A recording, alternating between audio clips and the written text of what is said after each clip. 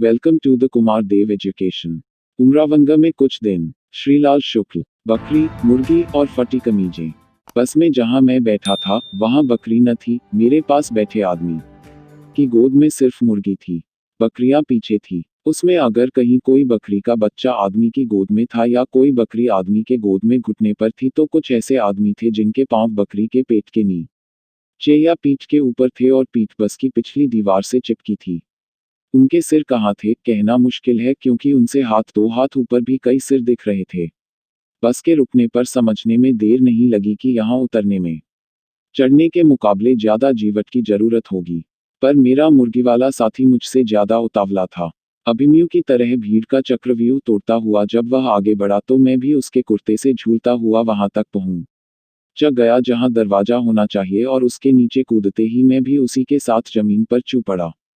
मेरे हाथ से झूलती अटैची किसी की टांगों में फंसी होगी क्योंकि मेरे पीछे जो मुसाफिर कंधे के बल जमीन पर आया उसकी टांग आसमान में थी और दूसरी की धोती मेरी अटैची के कुंडे से उलझी थी। मेरे मुर्गी वाले साथी का कुर्ता पीछे से चिथड़ा बन चुका था पर वह इससे बिल्कुल बेखबर था।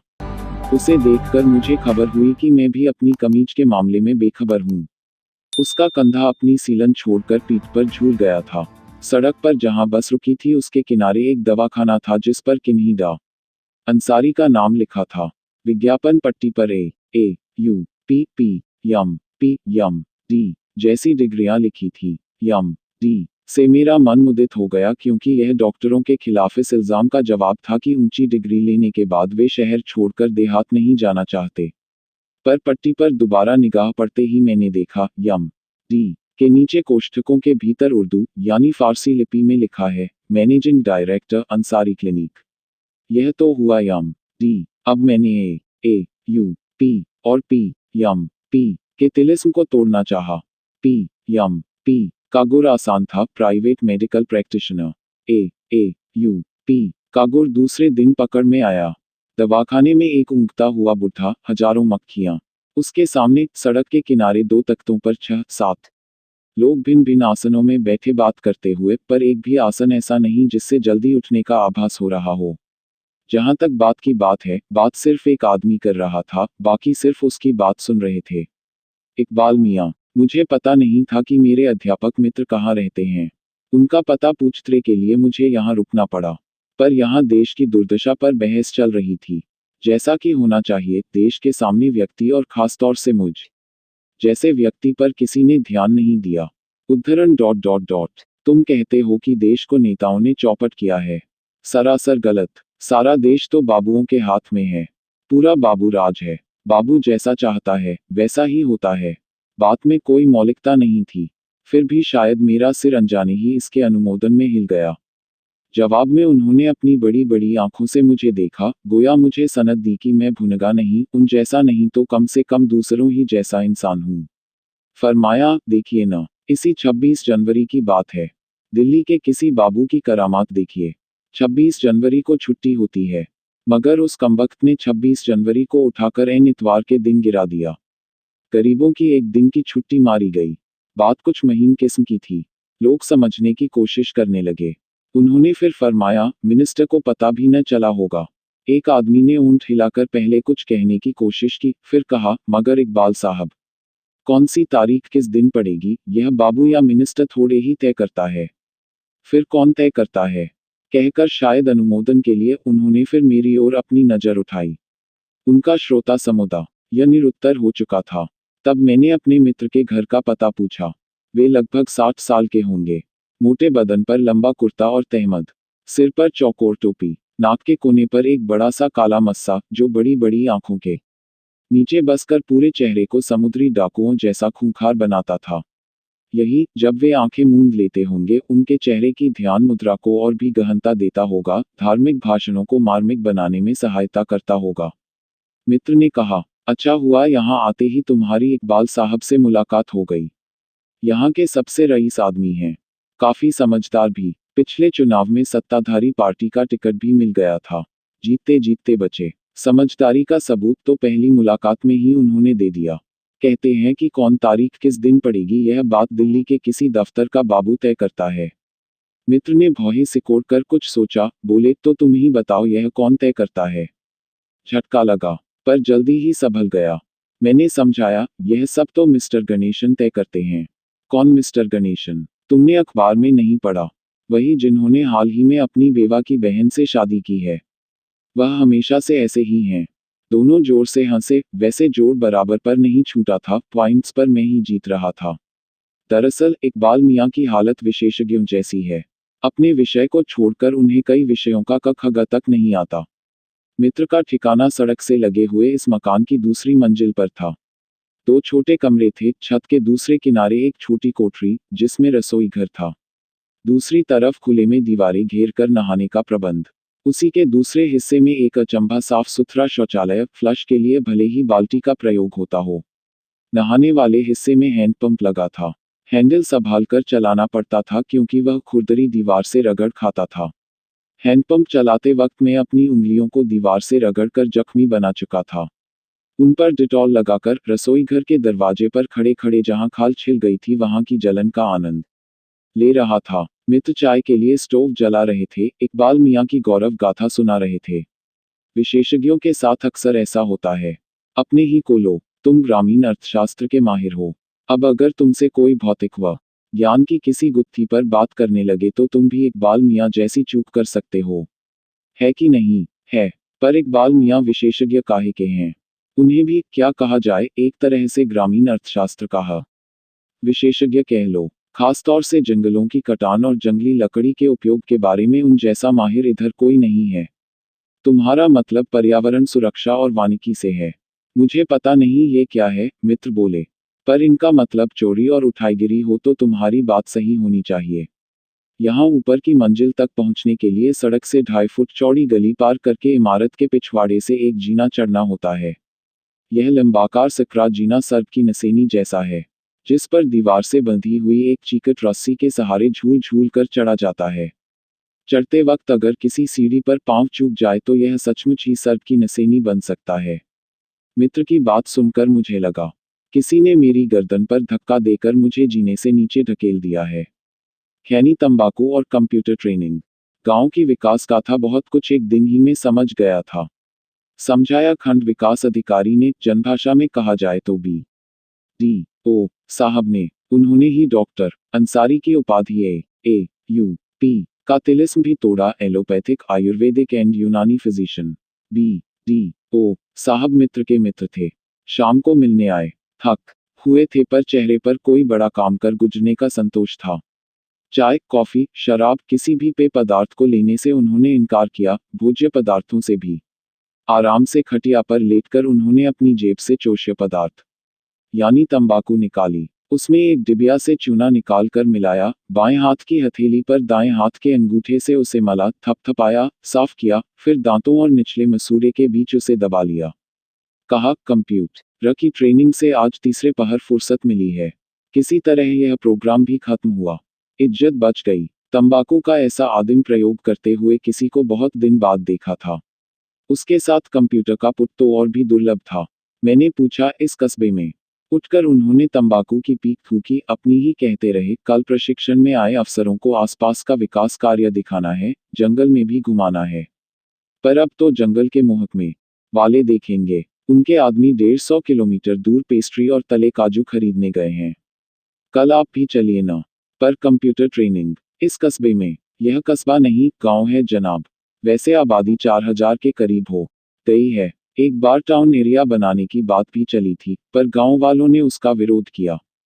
क्यों? तब लोगों पर कई तरह के टैक्स न लग जाते, पर गांव का विकास भी तो हो जाता। फिर BDO साहब की बात तांत्रिकों, ज्योतिषियों, पुरातत्ववेताओं, मौसम विज्ञानियों, समाजशास्त्रियों, कथाकारों और कवियों की अर्धस्फुट वाणी में होने लगी। उन्होंने इस जंगली क्षेत्र के 30-35 परिवारों वाले पूर्वे के विकास की कथा, self generating infrastructure, orchestration, take off stage जैसी योजना आयोग की भाषा में उद्घाटित करनी शुरू कर दी।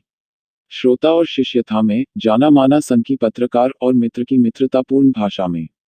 ग्रामीण अर्थशास्त्र का विशेषज्ञ, सब आवाजों के ऊपर की आवाज। पिछले 20-25 साल में उमरावंगा नामक इस छोटे से जंगली गांव का विकास अपने आप हो चुका है।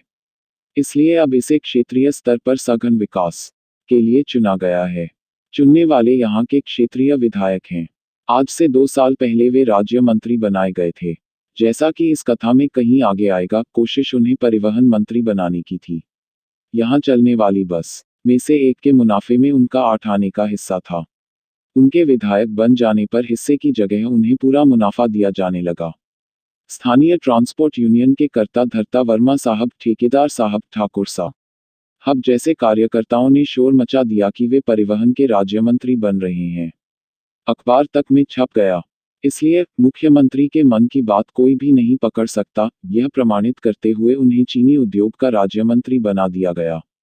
जो भी हो, उमरावंगा में ट्रांसपोर्ट यूनियन की ओर से उनका जोरदार स्वागत समारोह हुआ, जिसके लिए अखबारों में भव्य और जिसके व्याख्यानों के लिए भावभीने जैसे ठेठ विशेषणों का प्रयोग हुआ। समारोह में उन्होंने घोषणा कर दी कि उमरावंगा में वे एक सहकारी चीनी मिल की स्थापना कराएंगे।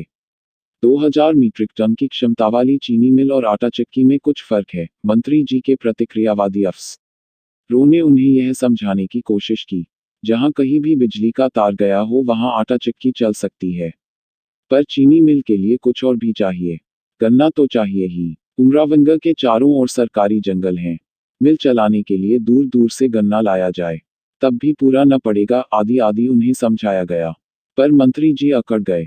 हर मंत्री की तरह उन्हें पहले से ही नौकरशाही के बारे में सब कुछ मालूम था, जिस कारण वे हमेशा सही सलाह को गलत और गलत सलाह को सही मान बैठते थे।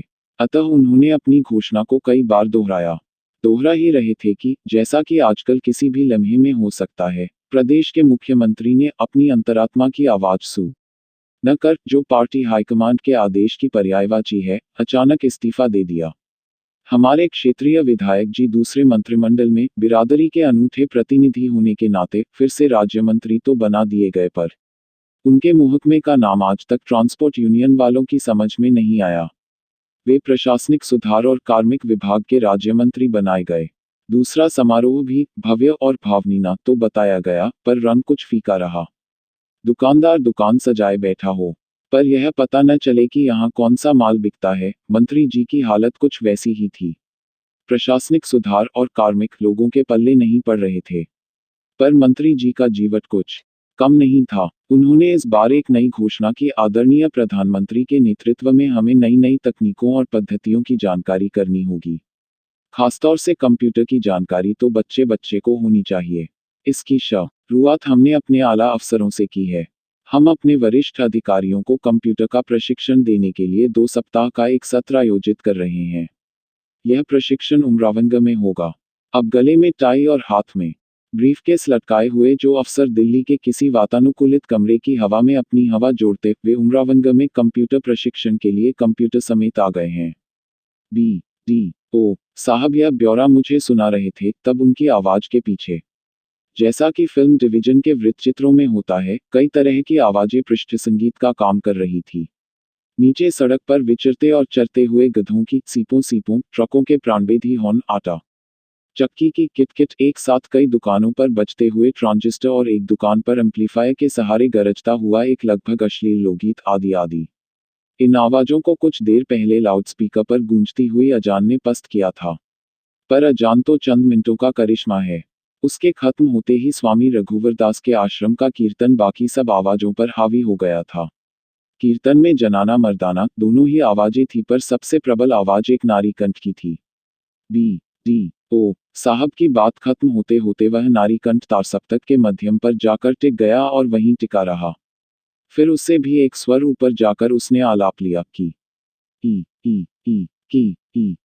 ई लगा कोई फेफड़ा फाड़कर चीख रहा है। मेरे मत्थे पर उलझन की रेखाएं उभर आई होंगी। BDO साहब बोले, लगता है सियादुलारी जी को फिर से दौरा पड़ा है।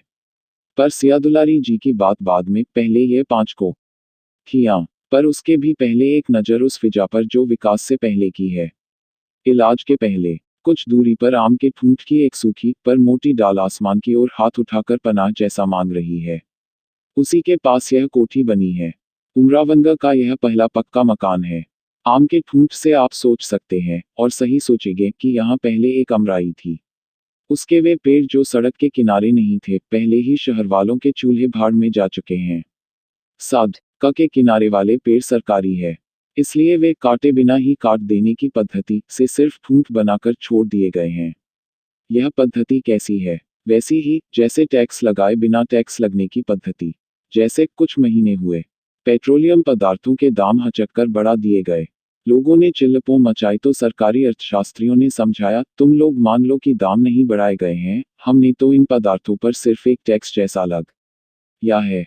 टैक्स देने वालों ने एक दूसरे मौके पर चिल्लपो मचाई तो उन्होंने वहां समझाया, हम टैक्स की दर बढ़ाना नहीं चाहते न नए टैक्स लगाना चाहते हैं। इसीलिए देखो, हमने पेट्रोल आदि की कीमत बढ़ा दी है। तो जनता ने भी सरकार के साथ वैसा ही किया है। ईंधन की कमी हुई तो बीवी को बताया, सड़क वाला पेड़ काट कर ला रहा हूँ। पेड़ की उन्होंने इधर उधर की शाखें छांट दी, बस फुंगी छोड़ दी। फिर सारा काम तने पर किया। उसकी पहले छाल छील दी।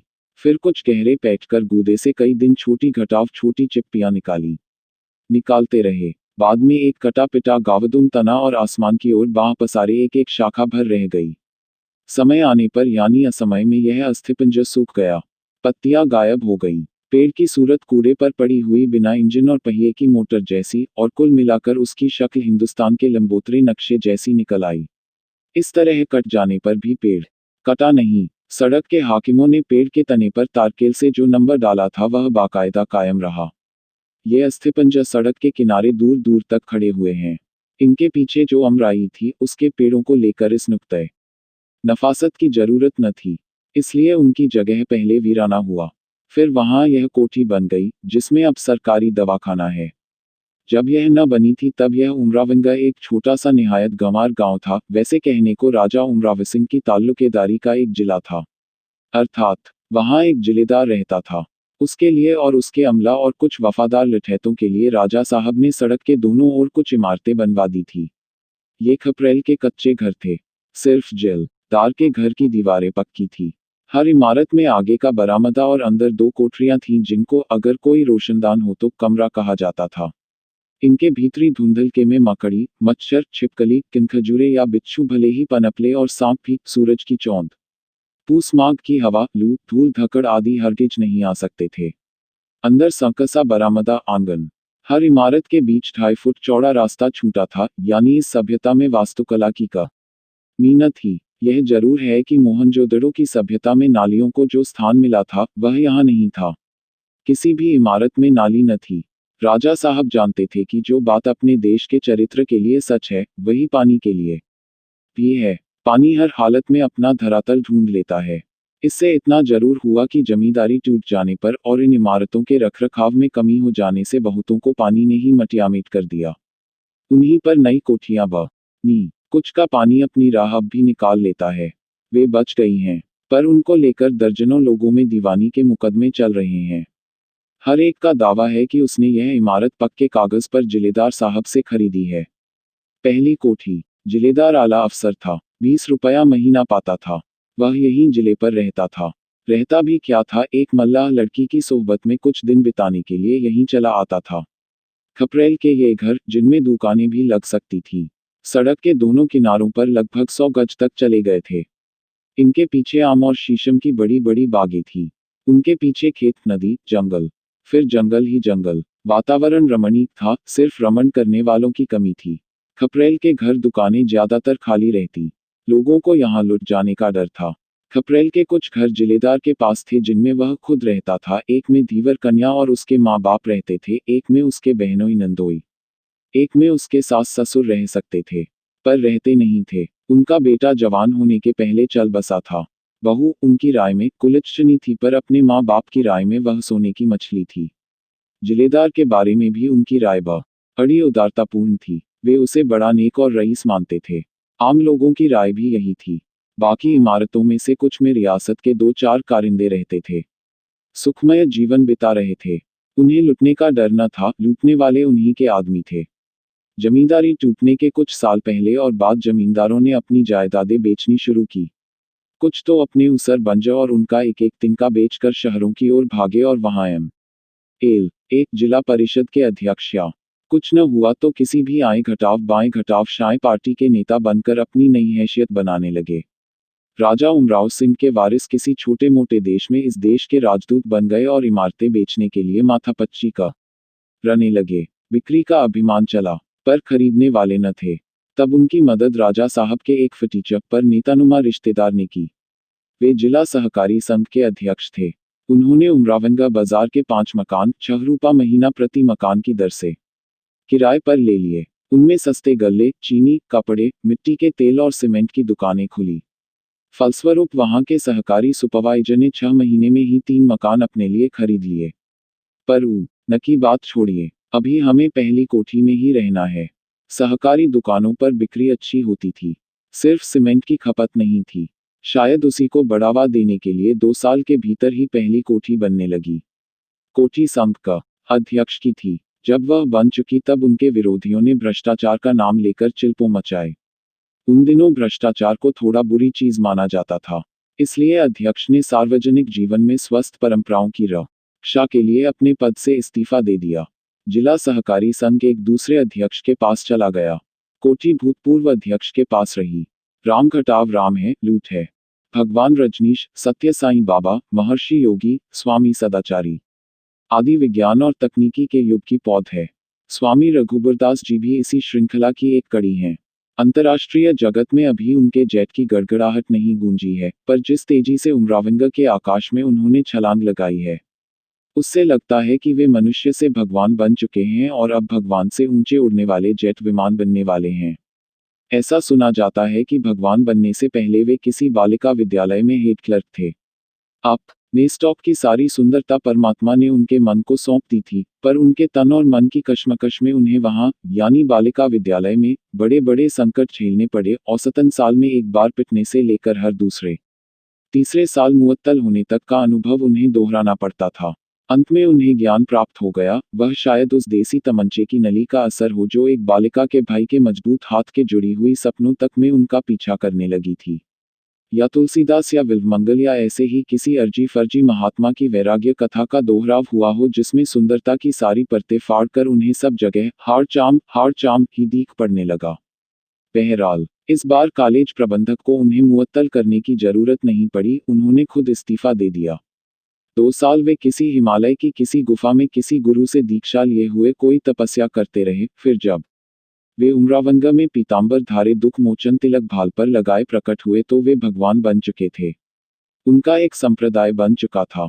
उसका अपना झंडा था, अपनी पीतांबर का कुर्ता, वैसी ही लुंगी, चेलियों की पीतांबरी साड़ और कत्थई ब्लाउज। किसी किसी पर वह सचमुच ही फपता था। अपनी पूजा विधि, अपनी साधना पद्धति, अपने भजन कीर्तन, सभी कुछ अपने थे। अपना आश्रम, अपने दानदाता, अपना भंडारा भी।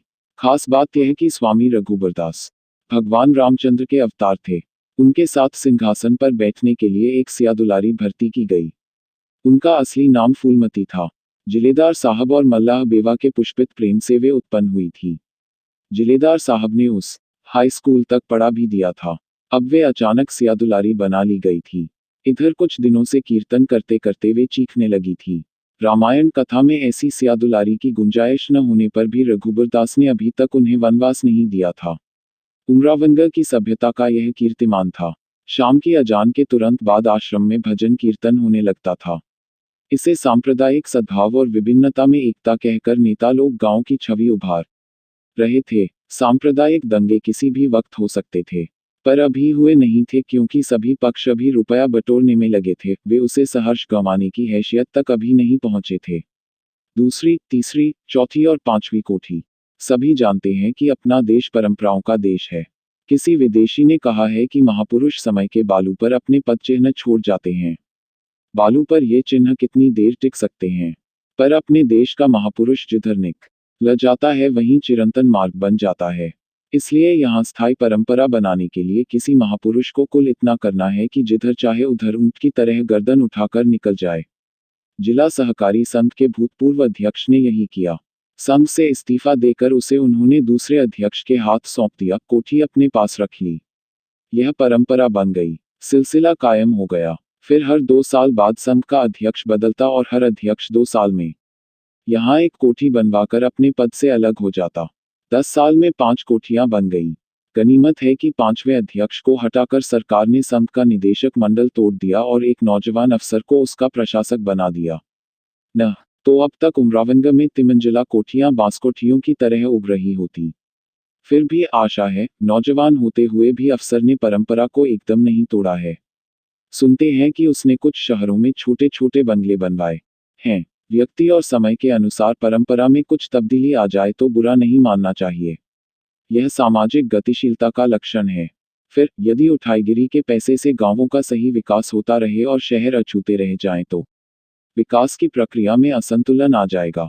इसलिए संघ के प्रशासक को हमें आधुनिकता और परंपरा का एक बेजोड़ समन्वय मानना चाहिए जो उठाईगिरी की परंपरा को निभाते हुए आधुनिक नगरों के निर्माण में अपनी हैसियत भर योगदान दे रहा है। बहरहाल, सहकारी संघ के भूतपूर्व अध्यक्षों ने जो कोठियां बनवाई उनसे उमरावंगा गांव होते हुए भी एकदम से नगर हो गया। कोठियां होगी तो कारोबार भी होगा। पहले अध्यक्ष ने कोठी की निचली मंजिल अपने स्वर्गीय पिता के नाम पर दवाखाना खुलवाने के लिए सरकार को पट्टे पर बिना किराए के दे दी। इससे जनता और सरकार दोनों पर उनकी धाक जमी और एक दवाखाना खुल गया। इस दवाखाने की दवाइयां चुराकर बिकवाने के लिए सड़क के दूसरी ओर एक दवा की दुकान खुली। दुकान कंपाउंडर के भांजे के नाम से है। भांजे का नाम डा यम जेड अंसारी ए यू पी यम पी आदि है। उनका डॉक्टरी पेशा दुकान के सहारे और दुकान सरकारी दवाखाने के सहारे चलती है। डा अंसारी और सहकारी डॉक्टर में कोई खटपट नहीं है। दरअसल सरकारी डॉक्टर अंसारी साहब के सहारे इत्मीनान से शहर में रहते हुए अपना क्लिनिक चलाते हैं। हर महीने की पहली तारीख को नियमित रूप से आकर वे अपनी तनख्वाह कंपाउंडर की निजी प्रैक्टिस की आमदनी की चौथा और डा अंसारी की दुकान से बिकी हुई सरकारी दवाओं की कीमत का आधा हिस्सा एक साथ उगाह कर फिर शहर वापस चले जाते हैं। दूसरे अध्यक्ष ने जो कोठी बनवाई उस पर भ्रष्टाचार का कोई सवाल नहीं उठा। इसलिए उसे या किसी मंजिल को सार्वजनिक हित के लिए मुफ्त देने का सवाल भी नहीं उठा।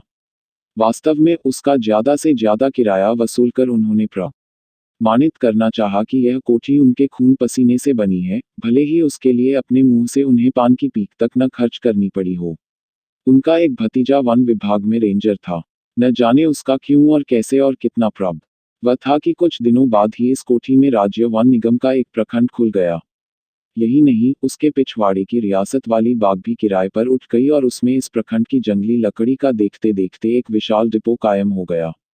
इसकी तफसील अभी कुछ रुककर। तीसरे अध्यक्ष ने प्रतिज्ञा की कि उनकी कोठी में वन प्रखंड से भी बड़ा दफ्तर खुलेगा। शहर में भी उनके 2-3 मकान थे जिन्हें डाकघरों के लिए किराए पर उठाने में उन्होंने विशेषज्ञता प्राप्त की थी। डाकतार विभाग के साथ उनके दिल्ली तक बड़े गाढ़े संबंध थे। पर देहात की इस कोठी में अगर एक छोटा मोटा डाकखाना जनता की जरूरत के नाम पर खुल भी जाता तब भी उसका किराया काजू और वे स्की पर होने वाले उनके मासिक खर्चे के लिए काफी न होता, जबकि इन दोनों पदार्थों से उनका बड़ा पुराना और गहरा लगाव था। इसलिए डाकतार विभाग की जानीबूझी राह छोड़कर उन्हें न जाने कितने उल्टे सीधे मुहकमों की भूल भुलैया में भटकना पड़ा। अंत में जोरदार सिफारिश और भारी घूस ने रंग दिखाया। इस कोठी में ग्राम सेवकों और पंचायत के ग्राम विकास अधिकारियों का एक प्रशिक्षण केंद्र खुल गया। अच्छे शौचालयों और स्नानागारों के बावजूद कोठी के बाहर बनियाइन लुंगी पहने, हाथ में लोटा लटकाए नौजवानों के जो जत्थे आप शाम सुबह सड़क पर देखते हैं, वे इन्हीं प्रशिक्षणार्थियों के हैं। इसी में ऊंचे अफसरों को आजकल कंप्यूटर की ट्रेनिंग दी जा रही है। चौथी कोठी का मालिक कुछ लटे-पटे किस्म का था। उसमें मछली पालन का एक छोटा सा दफ्तर खुलकर रह गया। उसके अदना से हाकिम जो लोग दूरदर्शन के अधिकांश समाचार वाचकों के विभत्स उच्चारण की नकल में मत्स्य विकास अधिकारी कहते हैं। एक और गांव वाले जब पोखरों और तालाबों को पाटकर वहां धान के खेत निकाल रहे हैं, मत्स्य अधिकारी खेतों को खुदवाकर मछली पालन के लिए तालाब बनवा रहा है। पांचवी कोठी किराए पर नहीं उठी, तब उसके मालिक एक खटारा ट्रक पर शहर से सामान लाद कर आए और यहीं बस गए। उन्होंने कहा, अब मैं यहीं रहूंगा और गांव में रचनात्मक काम करूंगा। आज तक वे यही कर रहे हैं। बुरी नजर वाले 13 मोह काला वह ट्रक पिछले साल बिका है और उसकी जगह 3 नए ट्रक आ गए हैं। इनके अलावा 2 बसें और एक जीप भी कोठी के आगे खड़ी दिखती है। ट्रकों के पीछे भांति भांति के सिद्धांत वाक्य, शेरो शायरी, जय जवान जय किसान जैसे नारे लिखे हैं। इन इबारतों के हिसाब से हर ट्रक का व्यक्तित्व या संप्रदाय अलग अलग दिखता है। इनमें बुरी नजर वाले 13 मुंह काला सिर्फ यही सिद्धांत वाक्य ऐसा है जो तीनों में एक अक्षरों में लिखा है। हर ट्रक में इस इबारत के नीचे जूते की एक सी तस्वीर बनी है। इसी से प्रमाणित होता है कि इन तीनों ट्रकों का मालिक एक ही है। वही 5वीं कोठी के मालिक हैं। उनकी बढ़ती हुई हैसियत के साथ लोग उनका पुराना नाम और कुल गोत्र भूल गए हैं। उनका नाम अब सिर्फ ठाकुर साहब रह गया है। बसों आदि के भी वही मालिक हैं। पुराना ट्रक देखने में भले ही खटारा रहा हो पर वह शीशम के बेशुमार कुंदे लाद सकता था। इसलिए ठाकुर साहब ने, जो तब रमेसर भाई कहलाते थे, उस पर शीशम के कुंदे लदवाने का काम शुरू किया। शहर को जाने वाली और दूसरे छोर पर जंगल में गुम हो जाने वाली यह जो सड़क है, बड़ी पुरानी है। कहा जाता है त्रेता युग में राम लक्ष्मण जानकी उसी से किसी तरफ गए थे। तब सोचिए इसके किनारे लगे हुए शीशम के पेड़ कितने पुराने होंगे। उनकी लकड़ी एक तरह से अष्टधातु की सी हो गई है। ठाकुर साहब ने इन्हीं पेड़ों का अपनी खटारा ट्रक से सवार और सवारी का रिश्ता बना लिया। हर रात कोई न कोई पेड़ मशीन की तेजी से कटता, उसके कुंदे ट्रक पर शहर पहुंच जाते और उसके बाल, अंतड़ियां और बचे खुचे हिस्से पास पड़ोस के गांवों में पहुंच जाते। यह काम कई महीने बड़े सुबीते से चला, क्योंकि उन दिनों सड़क का जूनियर इंजीनियर उनके साले का सहपाठी निकल आया। पर ठाकुर साहब इस कारोबार में ज्यादा दिन नहीं टिके। शहर में इस बेशकीमती लकड़ी की बिक्री से उन्हें जो बीज पूंजी जी मिली, उसको राष्ट्रीयकृत बैंकों की विकासपरक नीति से जोड़ मिलाकर उन्होंने ट्रकों और बसों का एक बेड़ा धीरे धीरे तैयार कर लिया। एक ट्रक का आधा मुनाफा शुरू में जूनियर इंजीनियर साहब को और एक बस का विधायक जी को दिया जाने लगा। बाद में विधायक जी के राज्य मंत्री बन जाने पर ठाकुर साहब ने यह बस पूरी तौर से विधायक जी की मार्फत राष्ट्र को अर्पित कर दी। विकास एक चिरंतन प्रक्रिया है, ऐसा योजना आयोग ने कहा है। ट्रक से भेजी जाने वाली शीशम की लकड़ी से शहर में कितना निर्माण कार्य हुआ, कितने नए मोहल्लों और घरों का विकास हुआ, इस पर भी लिखा जा सकता है, पर क्षमा करें, अभी मुझे उम्राविंग पर ही बहुत कुछ लिखना है। ठाकुर साहब अब बड़े आदमी हैं। मधुमेह, रक्तचाप आदि से लैस नपुंसकता भी आ जानी चाहिए, पर उनकी मूंछें दिन पर दिन उनके चेहरे की मोहक उग्रता बढ़ाती चली जाती हैं। वे रईसी के इस दर्जे तक पहुंचने में अपनी आरंभिक दिनों का जिक्र नहीं करते हैं। पर उनकी ट्रांसपोर्ट यूनियन इस इलाके में इतनी ताकतवर कैसे बनी है, इसका जिक्र वे बिना लाग लपेट करते रहते हैं। बुरी नजर वाले तेरा मुंह काला, यूं ही नहीं लिखा है। ऐसा है मास्टर साहब कि हमारी ओर जो भी बुरी नजर फेंकेगा उसके लिए वह फोटो पहले ही बना दी गई है। ठाकुर साहब यह मेरे अध्यापक मित्र को मेरी जानकारी के लिए सुना रहे थे। मैंने तो कुछ किया नहीं मास्टर साहब, आप जानते ही हैं। मेरी मूंछें देखकर बाहरी लोग मेरे बारे में कुछ भी सोचे, मैं झगड़ा फसाद से हमेशा दूर रहता हूँ।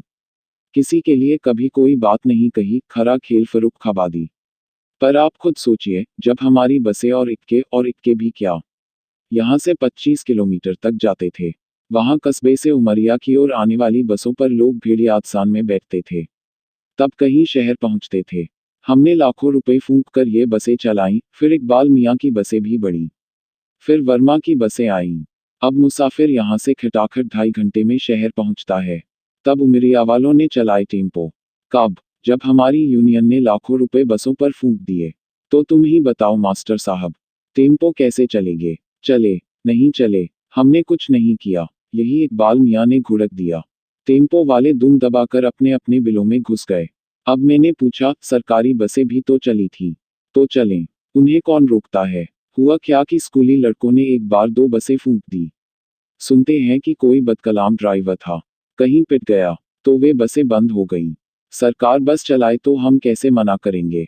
सरकारी ड्राइवर खुद इस रूट पर नहीं चलना चाहते, झूठ मूठ हमारी यूनियन को बदनाम करते हैं। सोचता हूँ ये मूंछें मुड़ा लूं, बेमतलब लोग बदनाम करते हैं। मैंने उन्हें मना किया, छतनार मूंछों का महत्व समझाया। वे आश्वस्त हुए। अध्यापक मित्र शरारत और खुशामद की मिली जुली बोली में बोले, ठाकुर साहब, दिनवाली रेल तो आप लोगों ने बंद कराई है। इस पर वे हंसे, यह तो हमें भी मालूम है, इकबाल मियाँ का करिश्मा है। सवेरे शहर से आने वाली गाड़ी यहाँ रुकती थी, वही गाड़ी शाम को शहर जाते वक्त रुकती थी। अचानक वह गाड़ी कैंसल हो गई है। कुछ लोग उड़ाते हैं कि इकबाल मियाँ रेलवे टाइम टेबल बनाने वालों को कुछ ले दे आए हैं। शुबह मुझे भी है, पर राम कसम, हमारी यूनियन ने एक कौड़ी नहीं दी है। रेलवे को घाटा हो रहा था। सवेरे मैं घूमता हुआ स्टेशन तक गया था। रमणीक स्थान था, चारों ओर घनी बागें, चिड़िया इफरात में थी, आदमजात दिखाई नहीं देता था। अब रात को शहर जाने वाली एक गाड़ी आती है, 2 बजे रात को रुकती है।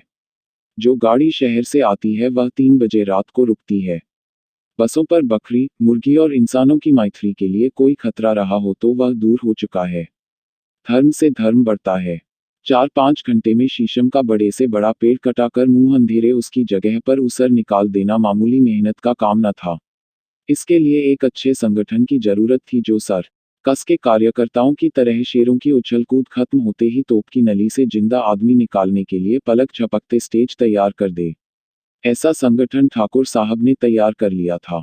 वह बसों और ट्रकों के विस्तार के साथ था और भी सुदृढ़ हो गया था। इस संगठन ने भी उमरावंगा के विकास में कैटालिटिक एजेंट का काम किया। इस संगठन के 8 प्रमुख सदस्य थे। उनमें से एक किसी दिन ज्यादा दारू पीकर अपने ही ट्रक के नीचे कुचल गया। दूसरा बिहार में कोयले की खदानों में काम करने वाले एक यूनियन लीडर का अंगरक्षक बन गया।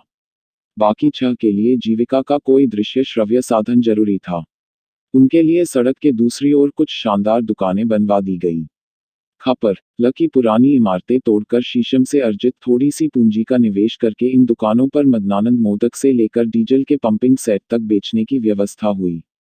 उधर बाग में राम जानकी का जो मंदिर बना वह भी इसी पूंजी का फल है। उसके आगे बैंक की जो इमारत है यह भी घास चरते हुए खच्चर की पीठ तक, पर जब आजकल बैंक की शाखा खुल जाती है तो उमरावंगा में बैंकों को तो आना ही था। ठाकुर साहब ने वैसे इस बैंक की इमारत के लिए बैंक से ही कर्ज लिया था, पर सुनते हैं कि उस कर्ज को उन्होंने दूसरों के बीच कर्ज पर उठा दिया। उनके ब्याज की दर बैंक से 3 गुनी थी, पर वह कर्ज नहीं देते। इस तरह जहां न जाए रवि वहां गया कवि। धर्म से धर्म बढ़ा। दरअसल इकबाल साहब ने जब बाग में मस्जिद बनवानी शुरू की तभी सामने की दूसरी बाग में मंदिर की नींव पड़ी। मस्जिद अभी पूरी हुई है। मीनारों की धुसलनी लाल ईंटों पर जो कीमती टाइल लगने हैं वे अभी हैदराबाद से नहीं आए हैं, पर उनके ऊपर डमरू जैसा लाउडस्पीकर का एम्पलीफायर पहले से लग गया है। उधर दूसरी ओर मंदिर से लगी हुई 2 बीघा जमीन में स्वामी रघुबरदास का आश्रम फैला है। इसमें थोड़ी जमीन इकबाल मियाँ की भी थी। सांप्रदायिक सद्भाव कहिए या अनेकता में एकता या ठाकुर साहब के साथ की गिरोबंदी, इकबाल मियाँ ने यह जमीन आश्रम को सौंप दी है। इस समय राम भगवान उर्फ स्वामी रघुबरदास सिंहासन पर विराजमान हैं। आजनुबाहु वृषस्कंध व्यूअरिस्क कोटि मनोज लजावन हारे वाले राम से उनका हुलिया बिल्कुल नहीं मिलता। देखने में वे गिरस्ती की चट्टान के नीचे दबे अधखाए अधभूखे थके थकाए किसी देहाती कॉलेज के बड़े बाबू जैसे लगते हैं, जो कि वे कभी थे भी। लाल मखमली चंदोवे के नीचे, जिसमें चांदी के चमकदार तारों से बेलबूटे सजाकर रघुवंशियों के दरबारे आम की रौनक पैदा की गई है, एक दूसरे सिंहासन पर सियादुलारी बिराजी हुई हैं। राम भगवान ने उन्हें कॉलेज ही में पहचान लिया था जब वे जिलेदार साहब की मदद से वहां हाई स्कूल में पढ़ने जाती थी। सियादुलारी मूर्ति की तरह निश्चल बैठी है, सिर्फ सांवले सलोने चेहरे पर बड़ी बड़ी मदभरी आंखें स्थिर नहीं हो पा रही हैं। राम भगवान एक श्लोक बोलते हैं, फिर एक स्वरचित भजन गाने लगते हैं। सामने बैठा भक्त समुदाय, जिसमें पीताम्बरा बालिकाओं का बहुमत है, उस भजन की कड़ी को उठा लेता है। उधर लाउडस्पीकर पर अजान शुरू होती है। BDO साहब ने बताया, अभी तक सब ठीक है। ठाकुर साहब और इकबाल मियाँ के रहते झगड़े का डर नहीं, पर इनके बाहर चले जाने पर 2-3 बार झमेला होते होते बचा है। अब सुनते हैं, इन दोनों ने खुद पुलिस कप्तान से कहा है कि यहाँ सशस्त्र पुलिस की एक कंपनी तैनात कर दी जाए। ठाकुर साहब की कोठी के ऊपरी तल्ले खाली पड़े हैं। वे किसी छोटे घर में जाकर रहना चाहते हैं। कंपनी के लिए वे कोठी किराए पर उठाने को तैयार हो गए हैं। कंपनी कमांडर के रहने का इंतजाम इकबाल मियाँ कर देंगे। मजहर मियाँ की भरत घटाव भक्ति। ठाकुर साहब और इकबाल साहब के सद्भाव का मुख्य आधार पंचशील का वह शील रहा है जिसके अंतर्गत पड़ोसी राज्यों को एक दूसरे की सीमा का सम्मान करना चाहिए। उमरावंगा के आसपास फैले जंगलों में चोरी और सीनाजोरी के सहारे चलने वाली पेड़ों की कटाई की परंपरा बहुत पुरानी है। जंगलों की नाजायज कटाई पर वहां इकबाल मियाँ का एकाधिकार रहा है। पहले वे गांव के पास एक उससे भी छोटे गांव में भी रहते थे। बाद में बिजली आ जाने पर उन्होंने सड़क के किनारे लकड़ी चीरने के लिए मशीनें लगवा ली। उसे फैक्ट्री कहा जाने लगा और उसी से सटाकर उन्होंने अपना मकान भी बनवा लिया। सरकारी जंगल के एक छोर पर एक छोटा सा निजी जंगल था। वहां कुटिया डालकर उनके छोटे भाई मजहर मियाँ भाई की सेवा करने लगे। ठाकुर साहब ने सरकारी जंगल की लकड़ी पर भी कुदृष्टि नहीं डाली। वह इकबाल मियाँ का काम था। खुद वे सड़क के किनारे वाले शीशमों पर तत्पर रहे। इस तरह लकड़ी का कारोबार करते हुए भी दोनों में कभी खटपट नहीं हुई। बाद में ट्रांसपोर्ट यूनियन में उनकी दोस्ती और भी पक्की हो गई। पहले भी मजहर मियाँ सरकारी जंगल से श्रद्धापूर्वक पेड़ कटवाकर बड़े भाई की फैक्ट्री में भिजवाया करते थे। पर दूसरी कोठी में वन विभाग का प्रभाग खुलने के बाद इस कारोबार को सही दिशा मिल गई।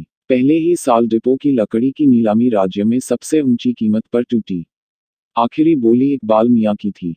देखते देखते सारे प्रदेश में वन निगम का यह प्रभाग इतनी आमदनी देने लगा कि उसे देखकर बड़े बड़े वन अधिकारी वन्य प्राणियों की तरह चिंघाड़ने लगे। वहां के मैनेजर का टिकना मुश्किल हो गया। जैसे ही कोई मैनेजर वहां तैनात होता, पहली नीलामी के बाद ही उसका दफ्तर ऊंचे हाकिमों के बधाई पत्रों से पट जाता। वन मंत्री योग्य अफसरों को प्रोत्साहन और निकम्मे अफसरों का सत्यानाश की नई नीति के अंतर्गत उसे पुरस्कार देने की घोषणा करते और कुछ ही दिनों में तरक्की के साथ उसका तबादला कर दिया जाता। उमरावंगा के मैनेजर का पद इस प्रकार एक से एक घिनौने और नाकरा अफसरों की तरक्की की गांठी बन गया। पर यह सब इकबाल मियाँ उर्फ ठेकेदार साहब की दरियादिली का फल था। यह और बात है कि दरिया में फल नहीं लगता। सड़क के किनारे जहाँ ठाकुर साहब के बहादुरों की आधुनिक दुकानें खत्म होती थीं, लकड़ी की चिराई के लिए आरा मशीनें और दरवाजा, खिड़की, चौखट आदि के निर्माण के 3-4 नए कारखाने खुल गए थे। यह ठेकेदार साहब के आदमियों के थे। इनका प्रमुख व्यवसाय कायाकल्प का था। जी नहीं, ये ब्यूटी पार्लर जैसी चीज नहीं थे। ये सिर्फ जंगल में चोरी से काटी हुई लकड़ी का कायाकल्प करके उसे नीलाम में खरीदी लकड़ी की हैसियत दे देते थे। कैसे? लकड़ी के बड़े बड़े कुंदों को यह कारखाने पटरों, चौखटों, दरवाजों, खिड़कियों आदि में बदल देते थे। फिर ट्रक पर जब यह सारा माल लद जाता तो जैसे बाजार में बिकने वाले मसाले के पैकेट में पिसी धनिया के बीच घोड़े की सूखी लीद की पहचान नहीं हो सकती। यह जानना असंभव होता कि कौन लकड़ी चोरी की है और कौन सरकारी नीलामी की। ट्रक पर जाने वाली लकड़ी के कुंदों की तो रोक टोक हो सकती थी, पर इन पैकेटों पर कोई पाबंदी मुमकिन न थी। इसीलिए ठेकेदार साहब वन प्रभाग की नीलामी में सरकारी लकड़ी पर ऊंची से ऊंची बोली लगाते। वह लकड़ी उन्हें हर हालत में लेनी थी। उनके कारखाने में पहुंचकर उसकी हैसियत वही हो जाती जो उद्योगों के लिए कर्ज लेने में मार्जिन मनी की होती है। इस लकड़ी के सहारे वे उससे 9 गुना वजन और आयतन तक की लकड़ी को जंगल के चोर बाजार से 2 मुश्त खाकनुमा दरों पर खींचकर Mrs Iqbal Hussain and broach government contractor and timber merchant की फर्म चमका रहे थे। जब तक उनकी आखिरी बोली के राकेट पर चढ़े हुए वन अधिकारी आपस में बधाइयां बांटते, तब तक जंगल का दूसरा टुकड़ा कटकर सीधे इन कारखानों में पहुंच जाता। वन प्रभाग की समृद्धि का ग्राफ ऊपर उठते हुए जितना ही चमकता, उसी अनुपात से प्रभाग के पेंदे का सुराग चौड़ा होता जाता। पर अच्छाई यह है कि गतिशील अर्थव्यवस्था में सिर्फ ग्राफ देखा जाता है, पलटकर पेंडा नहीं देखा जाता। राष्ट्र निर्माण में उठाईगिरी की भूमिका। मित्र के मकान तक पहुंचने वाली गली इतनी संकरी थी कि अगर कोई औरत मर्द आमने सामने से निकल जाते तो इतने पर ही एक का बलात्कार या दोनों का व्यभिचार के जुर्म में चालान हो सकता था। इस वक्त तो वहां कचरे और कीचड़ के पैप भी छितरे हुए थे, जैसे वे बिजली के नंगे तार हों। इस तरह उनको बचाते हुए मेरे मित्र दीवार के सहारे फुदक फुदक कर सड़क तक आए। पीछे पीछे में हम लोग इकबाल मियाँ उर्फ ठेकेदार साहब उर्फ सत्ता पार्टी के स्थानीय अध्यक्ष की दावत खाने जा रहे थे। हम लोग आमंत्रण की पहली सूची में न थे। प्रदेश के वित्त मंत्री की सिफारिश पर बाद में शामिल किए गए थे। कंप्यूटर प्रशिक्षण आज खत्म हो गया था। वित्त मंत्री समापन भाषण देने आए थे। जलसे के मुख्य अतिथि थे राज्य मंत्री, प्रशासनिक सुधार और कोई ऐसा ही वैसा विभाग करता धरता BDO साहब। दावत का मैदान कोठी नंबर 3 का अहाता। दावत के प्रमुख आकर्षण बकरा, मुर्गा, मछली। फिर मनोरंजन कार्यक्रम में ग्राम गीत, बिरहा का प्रमुख विषय, 20 सूत्री कार्यक्रम की गौरव गाथा, रावा भैया का दीन दुखियों से 3 पीढ़ी का लगाव। इस हर जंगल के किनारे कुछ आदिवासी बसे हैं। बकरियों और मुर्गियों की आपूर्ति उनकी झोंपड़ियों से होती है। उस तरफ जहां बहुत दूर पेड़ों के झुरमुट के पास एक क्षुद्र नदी बहती है, बीवरों के घर हैं। वहां से मछली आत है। ये चीजें इस इलाके में इफरात से मिलती है। नदी के किनारे चुवाई हुई कच्ची दारू भी। मछली या मुर्गा खरीदने पर दारू किफायती दर से मिल जाती है। कुल मिलाकर खाने पीने की सुविधा है, बशर्ते कि दाम देने का बूता हो। वह ठेकेदार साहब में है ही। वित्त मंत्री भारतीय पत्रकारिता को गैर जिम्मेदार और ओछी मानने के लिए मशहूर हैं। पर पाप को घृणा करो, पापी को नहीं का सिद्धांत मानकर पत्रकारों को वे प्यार करते हैं। पत्रकारों में भी पत्रों के मुख्य संपादक और रिपोर्टर उनके प्यार और सत्कार के घड़े से छक कर पी सकते हैं। उप संपादकों और दूसरे डेस्क अफसरों के लिए सिर्फ तलछट बचती है। वैसे तो मैं इसी तलछट सूंघने वाली श्रेणी का था, पर वित्त मंत्री मुझे जानते थे, इसीलिए आमंत्रितों की पुनर्विचारित सूची में मुझे और मेरे मित्र को जगह मिल गई। पर दावत में मैंने पाया, पूरे मजमे में अकेला गैर सरकारी पत्रकार होने के नाते मैं हाशिए वाला अतिथि नहीं हूँ। मंत्री जी की मुस्कान की स्पॉटलाइट बार बार मुझी पर पड़ रही है। दावत और ग्राम वाम गीत वीत के बाद और मंत्री जी के वापस जाने के पहले थोड़ी देर हम लोग इधर उधर की हाँकने के लिए रुके। पर इधर उधर की हाँकने में भी मंत्री तो राष्ट्र निर्माण, गरीबी की रेखा, ग्राम विकास आदि की बात करेगा ही। उसी के दौरान वित्त मंत्री ने उमरावंगा के चमत्कारी विकास का जिक्र किया, उस पर मेरा अनुमोदन मांगा। यह भी बताया कि जमीन न मिल पाने के कारण जो सिंचाई परियोजना यहाँ इतने साल से अधूरी पड़ी थी वह अब शीघ्र पूरी हो जाएगी। तब तो उधर वाला वह बाजार जल्दी ही बन जाएगा। मैंने कहा, वह तो बनेगा ही, यहाँ इतना स्टाफ आकर रहेगा कि एक बड़े आधुनिक बाजार के बिना काम नहीं चलेगा। उधर वाला बाजार में 2-3 दिन पहले देख चुका था। अधूरी इमारतें पड़ी थी, ईंट की दीवारों पर काई जमी थी। पता ही नहीं चलता था कि किसी पुरानी इमारत का खंडहर है या नई की शुरुआत है, क्योंकि सिंचाई परियोजना 4 साल पहले ठप हो गई थी। उसकी सीमेंट, लोहे और दूसरी सामग्री से गुप्ता जी नामक भट्टीवाले जितना बनवा सकते थे, बाजार का उतना भाग बनवा के थे। परियोजना के साथ बाजार का काम भी ठप हो गया था। आप तो यहाँ कई दिन से हैं, यहाँ की जोरदार प्रगति और विकास को आपने खुद देखा है। देखिए, अखबारों में हत्या, बलात्कार और रहजनी आदि पर खूब छपता है, क्या इस पर कुछ नहीं लिखा जाना चाहिए? ग्रामीण अर्थशास्त्र में मैं आपकी रुचि जानता हूँ। लिखेंगे न? वे और उनके लग्गू भग्गू मुझे उत्साह से ताक रहे थे। मुझे कुछ सोचना नहीं था, पर सोचने का अभिनय करना जरूरी था।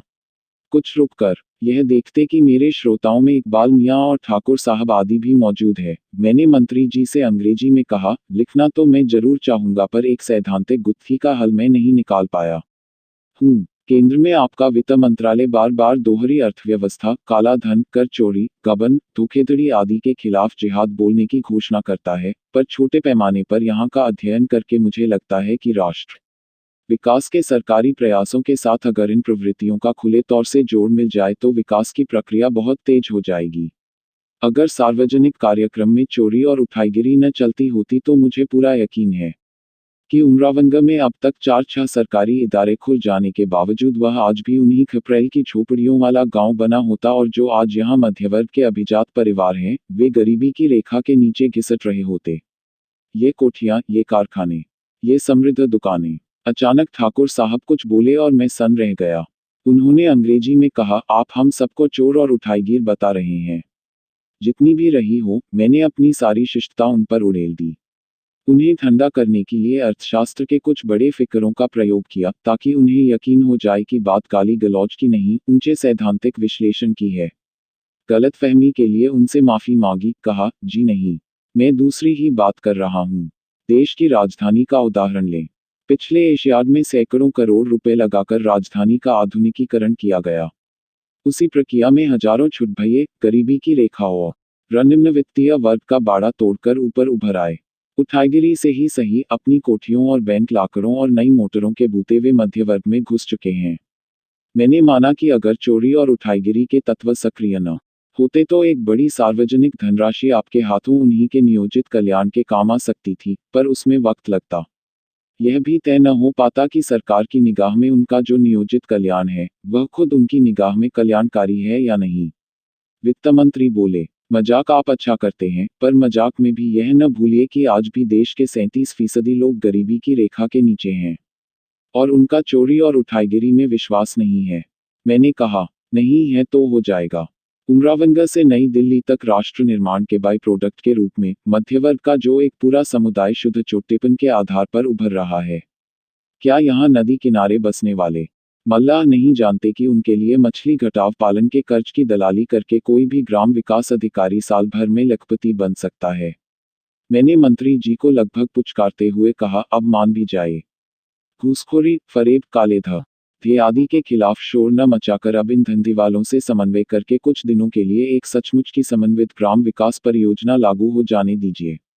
फिर देखिए, विकास कैसी तेजी से होता है। मंत्री जी जोर से हंसे, बोले, आपका मस्खरापन कभी जाएगा नहीं। आप भ्रष्टाचार और चोरी के सिद्धांत पर राष्ट्र का निर्माण करना चाहते हैं। इस बार मेरे मित्र ने पहली और अंतिम बात कही, जी नहीं, ऐसा नहीं है। आप लोगों की कृपा से राष्ट्र का निर्माण वास्तव में जिस तरह हो रहा है, हमारे दोस्त उसी प्रक्रिया को एक सैद्धांतिक आधार देने की कोशिश कर रहे हैं। कुंभीपाक से ऐसे पत्र की जोर। लौटते में बकरियों और मुर्गों की सोहबत से बचना चाहता था, इसलिए मुंह अंधेरे हम दोनों किसी इक्के के इंतजार में सड़क पर आकर खड़े हो गए। ट्रांसपोर्ट यूनियन ने रेल, सरकारी बस, टेम्पो, टैक्सी आदि का जहां चक्का जाम किया था, वहीं इक्के वाले को करते रहने की छूट दे रखी थी। पुरानी चीज है, अपने आप कभी न कभी सड़कर गिर जाएगी, ऐसी ही किसी धारणा के अनुसार जैसे लोग अपने पुराने छप्पर में आग नहीं लगाते, वैसे ही उन्होंने इक्के वालों के चौपट व्यवसाय में भी हस्तक्षेप नहीं किया था। ज्यादा देर रुकना नहीं पड़ा। धुंधलके में दूर से दिखा तो नहीं, पर इक्के का आना सुनाई जरूर पड़ा। पास आने पर मित्र ने उसे रुकने को कहा। जवाब में इक्के वाले ने घोड़े को कोड़ा लगाया, ललकारा और इक्का तेजी से सड़क पर भागा। मित्र ने रुको रुको की आवाज लगाई, हम दोनों पीछे दौड़े भी, पर वह तब भी नहीं रुका। तब मित्र ने दहाड़कर इक्के वाले को एक बड़ी फूहड़ गाली दी। रुक साले, नहीं तो जा, तत्काल असर हुआ। इक्का रुक गया। मित्र ने जवाबतलब करना शुरू किया। इक्के वाले ने बताया कि इन लल्ली ने पूरा इक्का किराए पर ले रखा है, दूसरी सवारी नहीं बैठानी है। तब बात इक्के पर बैठी लल्ली पर आ गई, जिसे संक्षिप्त करते हुए लल्ली ने इक्के वाले से कहा, इन्हें बैठा लो और इक्का आगे बढ़ाओ। इस तरह के इक्के को इधर खड़खड़ा कहते हैं। अगर इसके पहिए ठोस लकड़ी के हों और एक घोड़े की जगह दो बैल ते हों तो इसे बैलगाड़ी भी कहा जा सकता है। मतलब यह कि उसमें दो आदमियों के फैलकर बैठने की गुंजाइश थी। यह और बात है कि लल्ली नामक सवारी, जब तक हम परिचित नहीं हो गए, बराबर सिकुड़कर बैठी रही। परिचित तब हुए जब कई किलोमीटर निकल जाने पर उन्होंने बुरके का नकाब उल्टा, इधर आसमान उल्टा, उधर आफताब उल्टा वाली बात तो नहीं हुई, पर मैं वह चेहरा देखते ही अचकचा उठा। पर्दानशीन लल्ली कोई मुस्लिम महिला न थी, छत्ते धुंधलके में मैंने पहचाना। वे सिया दुलारी थी। सिया दुलारी। आप सार्वजनिक सभाओं में संभाषण के अभ्यास से उन्होंने संक्षिप्त, सधे ढंग से कहा, मेरा नाम फूलमती है। धीरे धीरे अंग संचालन का कम से कम इस्तेमाल करते हुए उन्होंने बुर्का उतारा, उसे कायदे से तह करके एक झोले में रख लिया। उनके जिस्म पर इस समय पीली साड़ी न थी, न कत्थई ब्लाउज था।